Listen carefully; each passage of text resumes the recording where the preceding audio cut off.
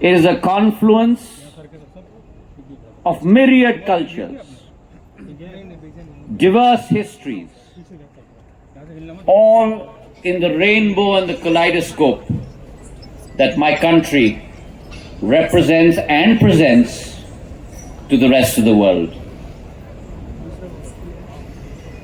The Indian classical arts, music and dance forms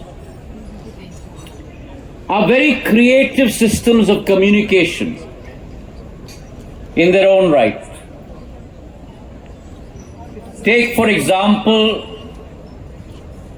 the mudras or the symbols, the hand gestures of Bharatanatyam, our classical dance form, which you probably might see tonight. And every mudra, every hand gesture represents a story, represents an emotion, represents a divine message. And it's in its essence, its own language that connects human to human, emotion to emotion. And isn't it ironic that in the same way and in the same sense, modern telecommunications connects people across various distances, enabling them to do just that. Share an emotion, share a story, and share a message and an experience. And as a dancer, must remain in perfect rhythm with the accompanying music to be able to convey his or her intended emotion. Similarly, telecommunication protocols must work in harmony to ensure that those packets of data, even though they go through myriad ends, end up at the receiver in the same chain as they were sent initially.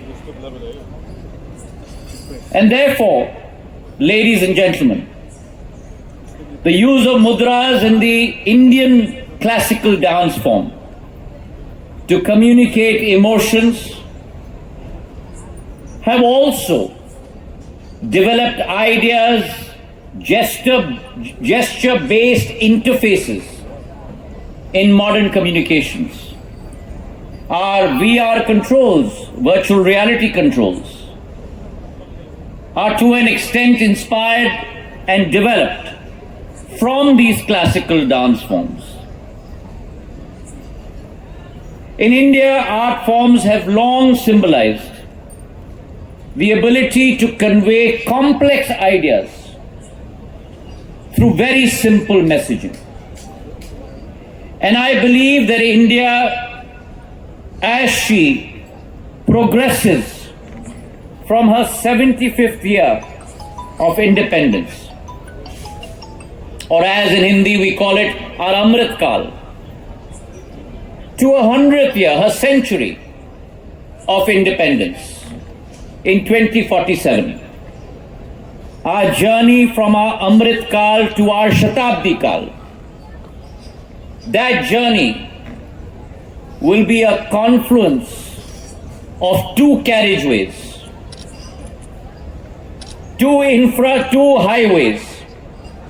One of India's economic power as she grows economically on the world stage, from the 5th largest economy today to the 3rd largest economy by 2030 and beyond. But accompanying that economic power will also be her soft power. her adhyatmik shakti, her philosophical power, her idea, as Chaudhary ji said, of one earth, one family and one future. India's raison d'etre, India's true meaning is to build for humanity, to build for the world. And as we coalesce here, hearts and minds of 160 countries assembled in this garden of history, this garden of architecture, this garden of culture, this garden of music,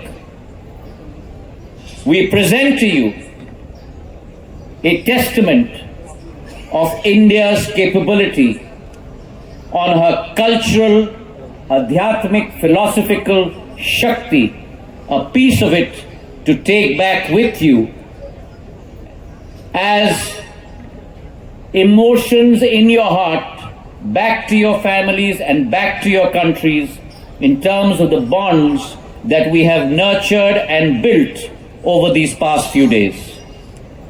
I wish you a wonderful evening and welcome to my country's cultural extravaganza.